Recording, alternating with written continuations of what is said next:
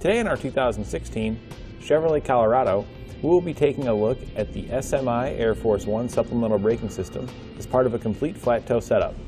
We will also be using Roadmaster's EZ5 baseplate kit, Roadmaster's universal high power diode wiring kit, Roadmaster's battery disconnect kit, and Roadmaster's Nighthawk all-terrain non-binding tow bars. This supplemental braking system is going to give you truly proportional braking on your towed vehicle using the air supply from your motorhome. The air umbilical cord connected between your motorhome and your vehicle is going to provide that air to the units installed on the vehicle that will activate the cylinder, applying the brake pedal. You'll have a safety breakaway switch as well in case of a catastrophic disconnect. This will pull the pin, applying the brakes on your vehicle to help it come to a safe stop. As you can see here, when I pull the pin, it's going to apply the brake pedal. When you're normally driving the vehicle, pressing the brakes in your motorhome, it's going to apply the brakes here on your vehicle to help it stop along with your motorhome. There's also an LED indicator installed in the back of the mirror, and this will illuminate when your brake pedal is being applied by your braking system. You can look at this through the camera in your motorhome, observing your vehicle behind you, and this way you can be sure that your braking system is working properly.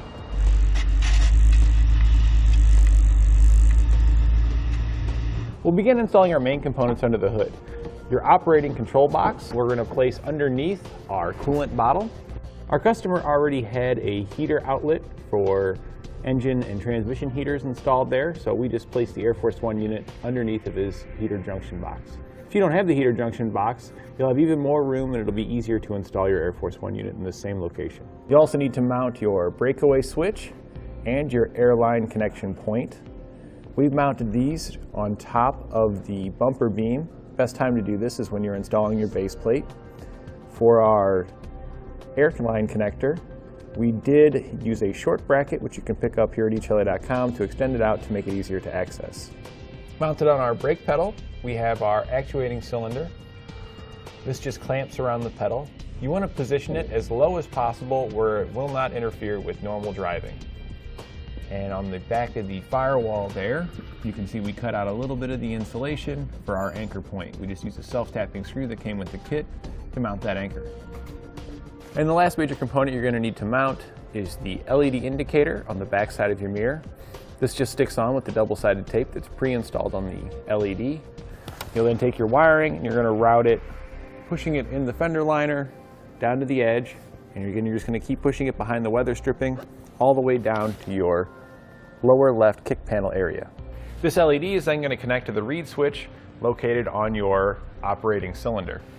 You will have to run a power wire inside, and you'll also have to connect a ground wire. The ground wire can just go right here inside. We mounted ours just right up underneath the dash using a self-tapping screw. You can see our airline tube here.